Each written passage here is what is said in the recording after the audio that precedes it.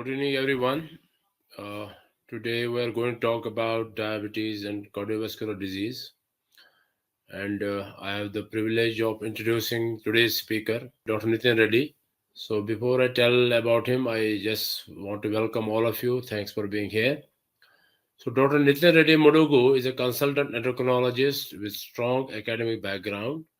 After graduating with an MBBS degree from Kakatiya Medical College, he pursued an MD in general medicine and a DNB in endocrinology. He has experience working as senior resident and currently practices at AIG Hospitals, Gachibowli, Hyderabad. Dr. Nitin is actively involved in research, having co-investigated clinical trials and co-authored publications in esteemed journals with high impact factor and book chapters on various topics related to endocrinology and diabetes. His membership in professional societies like ISBMOR and Endocrine Society further highlights his commitment to the field. There's a lot of other things I would like to talk about Dr. Nitin Reddy, but in the interest of time, I would hand over the screen and mic to Dr. Reddy. So over to you, Dr. Nitin Reddy. Yeah. So thanks for the kind words of introduction, sir. So can you please help me in sharing the slides back in team, please?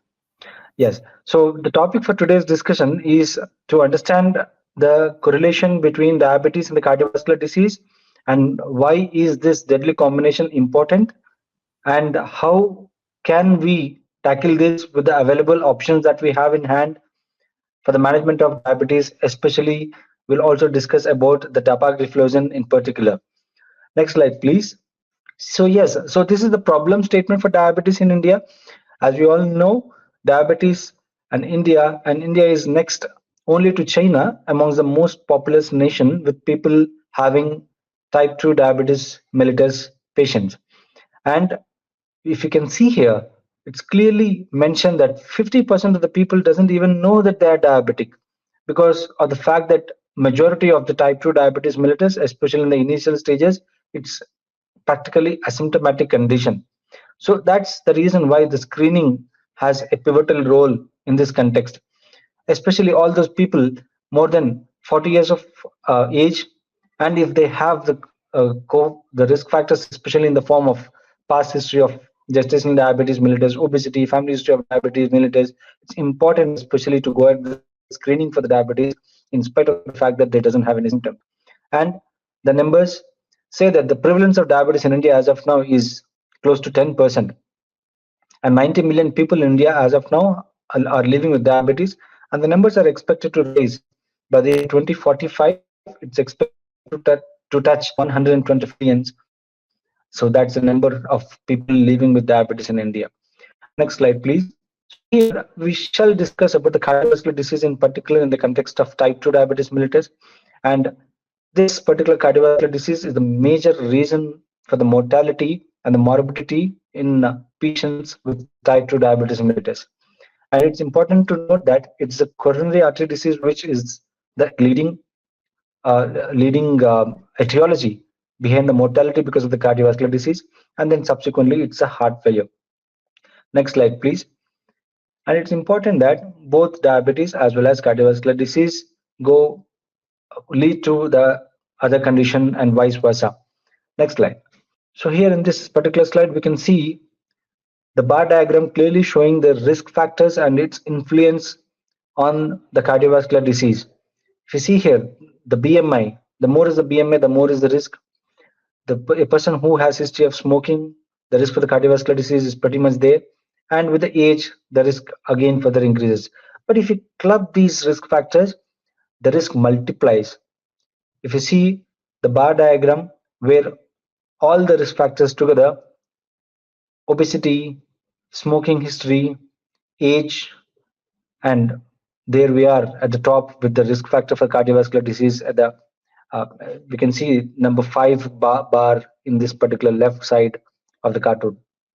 And to the right side, it says that both men as well as women are not spared from this cardiovascular condition. And if you see The red line stands for women, especially the postmenopausal women. The risk of cardiovascular disease is relatively more in comparison to the men. Next slide, please. So, what leads to cardiovascular disease in diabetes? No, it's a multiple etiology put together. It's diabetes, the inflammatory markers, the oxidative stress, the advanced glycation and products, and all in all, the atherosclerosis leading to the plaque accumulation and the thrombus leading to the coronary artery disease. Next slide, please. So this again is the cartoon which demonstrate the pathogenesis of the cardiovascular disease in diabetes. So the cumulative of the genetic factors, phenotypic features, the obesity in particular, the other coexisting comorbidities, and the lifestyle of an individual, especially the smoking. Each and every factor is important. It's important to address all these risk factors in an attempt to prevent the future cardiovascular event from happening. So, gone are those days where we typically follow the glucocentric approach in the management of diabetes, and it should have to be we should have to approach the patient in total. It's important to think in terms of weight and other comorbidities before we go ahead with choosing the right option for the management of diabetes. Next slide, please. So again, what can we do for the prevention of cardiovascular disease? As we all know, the primary prevention is where we are addressing the risk factors for the cardiovascular disease even before the cardiovascular disease is sets in. And secondary prevention is when we are preventing the future cardiovascular event from happening in an already established cardiovascular disease.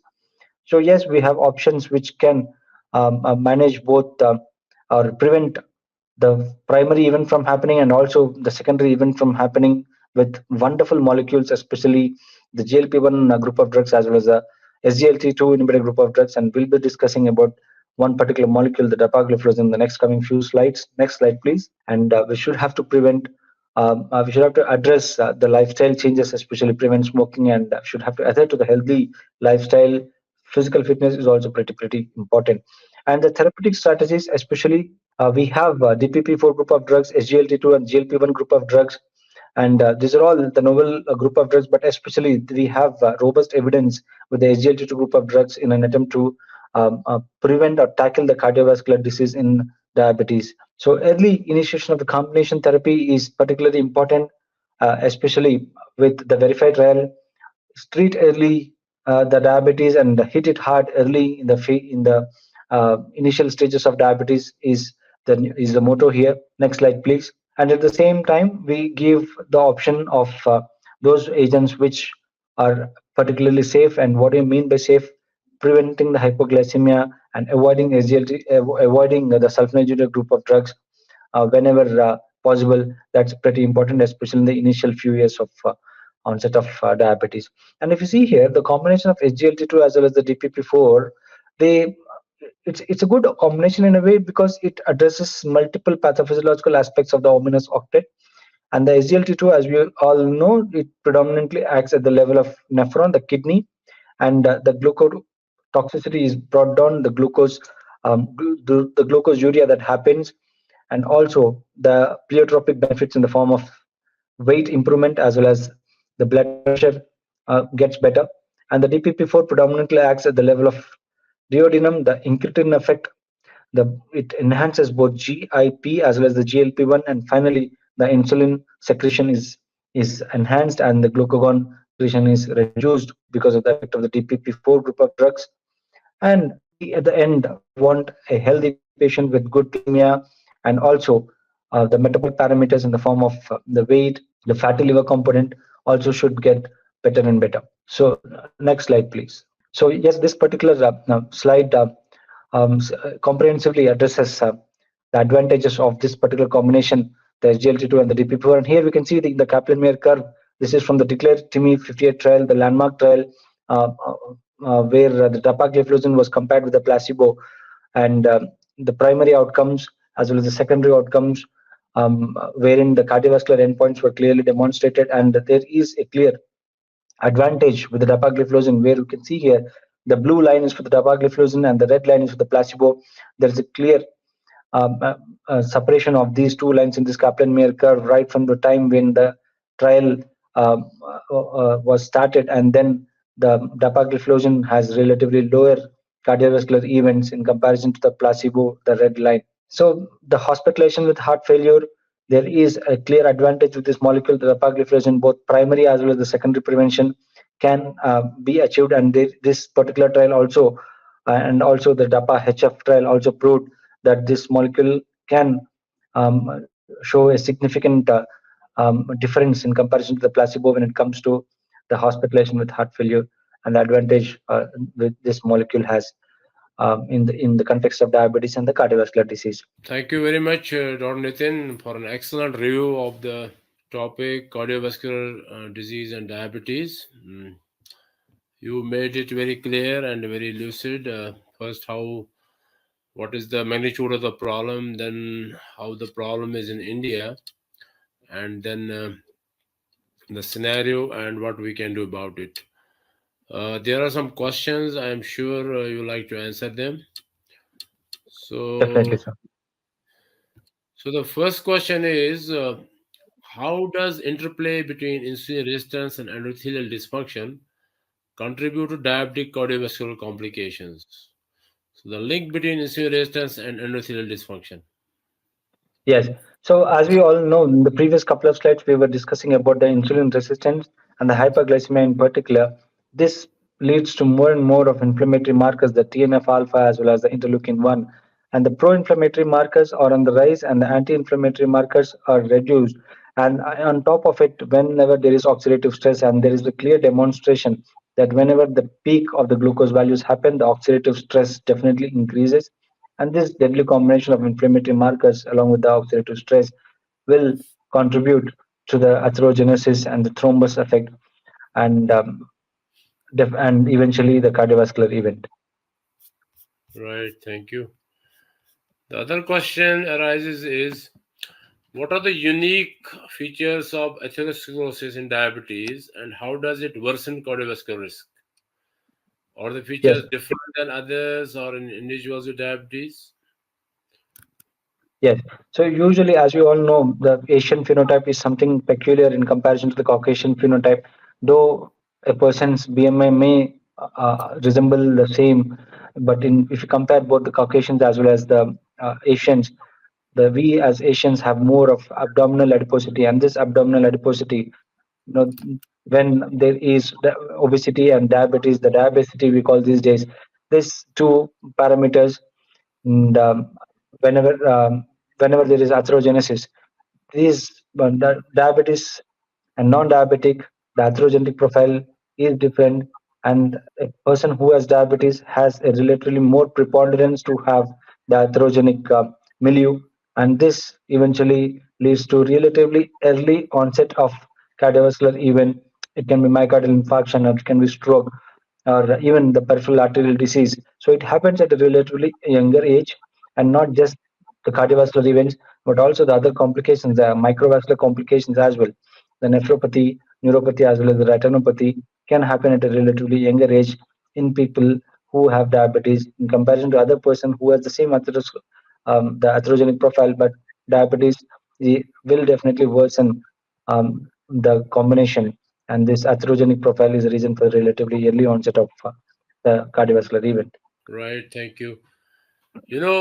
Two group of drugs which have become very popular these days is one is SGLT2 inhibitors and GLP-1 receptor agonists. So, do these medications improve cardiovascular outcome in diabetics? Why are we keen that every diabetic who has a higher risk of cardiovascular events we be treated with one or both of these drugs, SGLT2 inhibitors and GLP-1 receptor agonists? Yes. So usually gone are those days where we were treating majority of our diabetic patients with metformin, sulfonylurea group of drugs as well as pioglitazone. But if you see a common difference here, the novel molecule, the SGLT2 as well as the GLP-1 group of drugs, on top of the improvement in the glycemia, these molecules definitely have an impact on the metabolic parameters, which the previous molecules didn't have, the metformin, sulfonylurea, or the pioglitazone. So whenever there is a component, whenever there is a molecule which is addressing the metabolic components, especially the weight, as we all know, overweight or obesity is a state of high inflammation or high inflammatory state. And whenever we address this root cause, which is overweight or obesity, which is again the insulin resistance always depends upon the abdominal adiposity as well as a person being higher in the BMI. So these two molecules are definitely going to address the weight.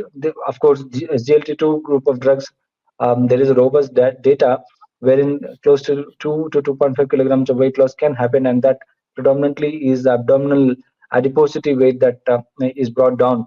So whenever the adipose tissue or adipose weight is brought down, and definitely there is an improvement in the insulin resistance as well, because as we know, adiposity is the root cause for the insulin resistance again. Now these two molecules, and the GLP-1, there is data ranging from 3 kilograms to close to 8 to 10 kilograms as well.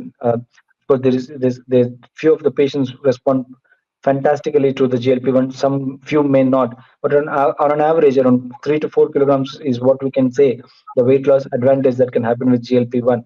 So these two molecules stay apart in comparison to other group of drugs, and the weight loss, eventually the insulin resistance getting better and better, and definitely not just glycemia but also because of the other pleiotropic benefits of these two molecules, there is a clear advantage with improving the other coexisting comorbidities of an individual. Maybe fatty liver, it can be PCOD, or it can be sometimes diabetes, and subclinical depression is also well demonstrated. All these parameters can pretty much be brought down because of the change in the phenotype of an individual and not just glycemia.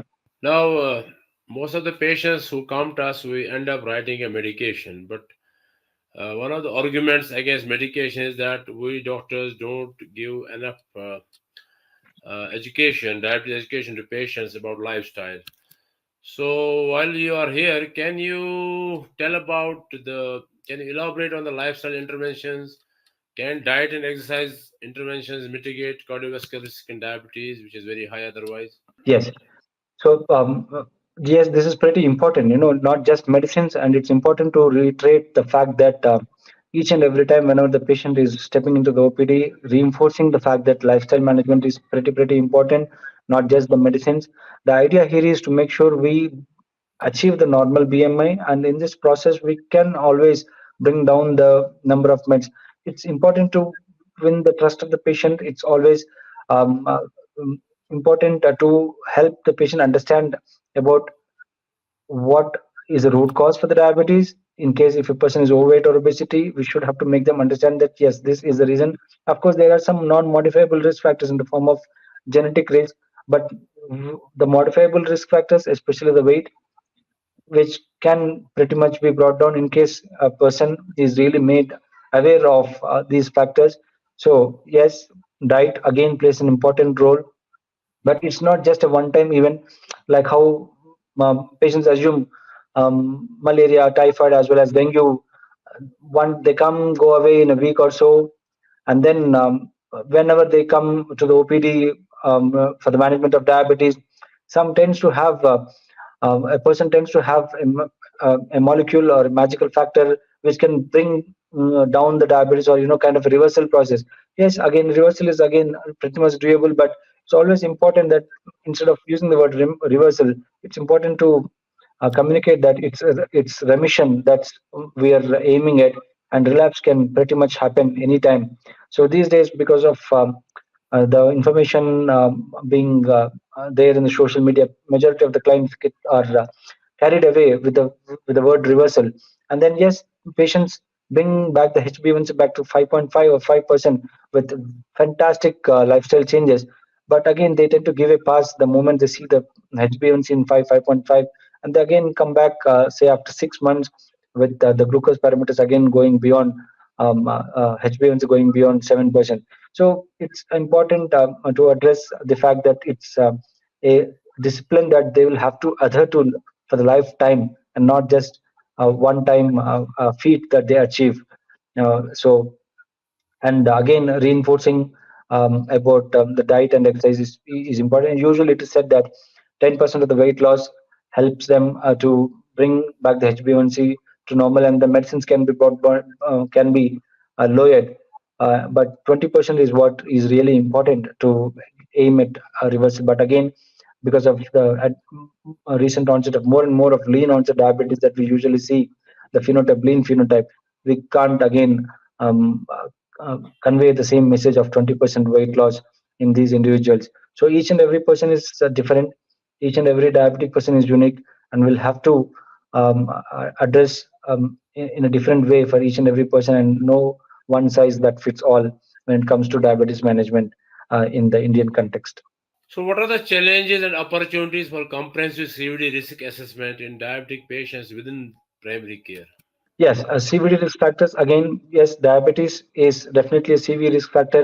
In spite of the fact that there is a diagnosis of diabetes, yes, it's a risk factor. But on top of it, majority of the patients who have diabetes, they usually have one or the other additional coexisting risk factors in the form of family history of early onset of cardiovascular disease, or overweight or obesity, or sometimes smoking history, dyslipidemia, and hypertension. So, addressing all these parameters individually, and conveying the patient that it's the total metabolic parameters that will definitely add some value with respect to the cardiovascular event reduction, and not just glycemic parameters. So this um, this way of cardio-renal as well as the metabolic approach, the CARE-ME approach we call cardiac, renal as well as a metabolic approach, is pretty important. And it's important that we also convey the message to the patient. And initial first visit of the patient to the OPD, or the first time the patient is being diagnosed with diabetes, it's when we stimulate at that particular point, and when we convey the message quite clear about the importance of the metabolic as well as the phenotype, which changes, or the weight and the diet, all put together. The initial first visit, if you convey this message, then definitely eventually on long run, it is both beneficial to the patient, and then the patient will definitely fall back to that particular physician's clinic, because of the fact that there will be results whenever we address the individual coexisting comorbidities along with diabetes, and happy patient and happy physician eventually. Right, thank you. So, patients who have CVD often also have this diabetic nephropathy. So, how does diabetic nephropathy contribute to cardiovascular morbidity and mortality? And how does this differ when both of the things are together coming to you? Your CVD also and your nephropathy. Yeah. So usually, both these nephropathy as well as the cardiovascular disease usually go hand in hand, like how the nephropathy as well as the retinopathy go hand in hand in majority of the clients, majority of the patients. So one particular factor can also lead to worsening of the other condition. For example, a patient who has chronic renal failure, chronic kidney disease, the probability that he or she can have a cardiovascular event leading to the mortality is pretty high. So it's always important to make sure we screen for this condition proactively. Even though there is no cardiovascular history, we should have to screen with the periodic ECGs, clinical examination, as well as EMT and 2D echo. Whenever we make sure that we are screening the condition proactively, it's important to pick the condition in the early stages, so that we can prevent something significant cardiac event from happening, sometimes cardiac arrest as well. So again, the we all know patients with chronic kidney disease and stage renal disease, majority of them, say 95% of them, they succumb to the cardiovascular event. So again, it's important to make sure, even though the person is absolutely asymptomatic, conveying the message that this is the checklist. Once in every 3 months, once in every 6 months, these are the things that we need to do. And the patient should also have to be stimulated that this is important to to the cost factors that can that the patient incurs because of the hospitalization, because of the cardiovascular event. So these cost factors can be mitigated in case we do aggressive screening right from the beginning, and then we prevent an emergency and subsequent hospitalizations. So that it's important that. Right, thank you. So let us go to these emerging biomarkers and imaging modalities.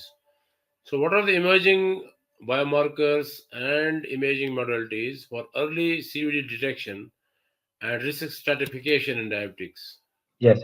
So yes, the as we all know, cardiovascular disease again is a high inflammatory state, and whenever a person has diabetes, it's important to, as we routinely do the ECG, 2D echo, as well as the TMT, it's important to also screen for the inflammatory biomarkers, especially the HSCRP, the high sensitivity CRP, and also whenever a person has any slightest hint of angina, it's important to go ahead with the drop tests, which are quite sensitive in picking the early stages of cardiac ischemia.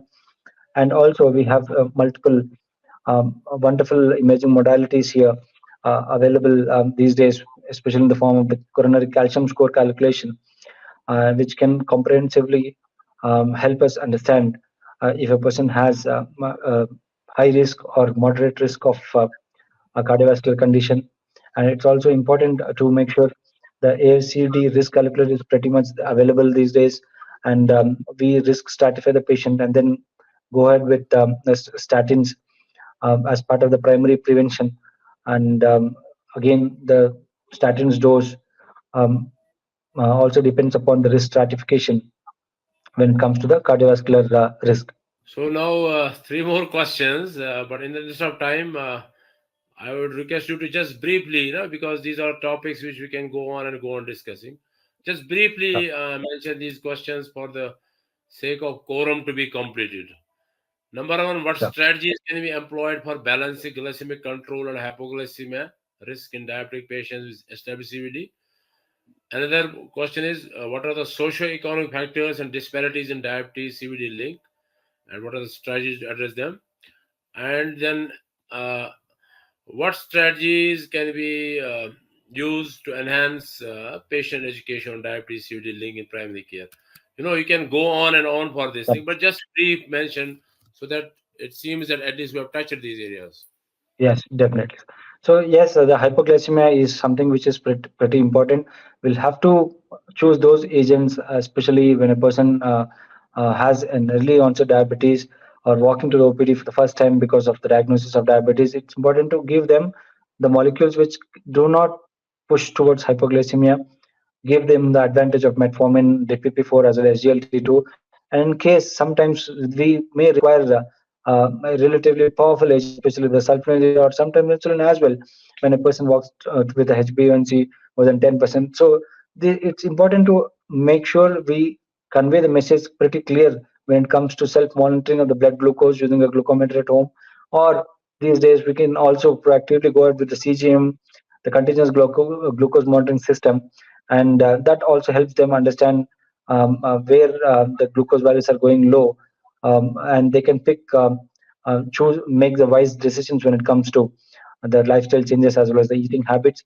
And again, the socio-economic disparities. Yes, these days we see diabetes more commonly, both as well as in both in rural as well as urban. As we know, the Asian phenotype, the abdominal adiposity is contributing to this. And again, um, um, the cost is a main factor when it comes to the rural diabetes management. Of course, these days, because of the fact that the patency of the majority of the SGLT2 group of drugs is done, we can definitely give the advantage of these molecules to them. But as GLP-1 is still premium, so choosing the right agent and the right person, taking into consideration the socio-economic factors, is also important. Patient awareness, finally. Yes, it's something more important. Even WHO emphasizes on this part, creating awareness among the patient peer communities, and it's important to make a shared decision making when it comes to a dedicated patient. It's important to take the views from the patient and then communication, and then making sure that both the patient as well as the physician are on the same page, and that will definitely ensure that the results are much better instead of a monologue between a doctor and the patient. Thank you, sir. Thank you. That brings us to the end of this session on cardiovascular disease and diabetes. And Dr. Nitin, thank you very much. You covered all the aspects in the stipulated time. Uh, So with this, I hand over the podium screen back to the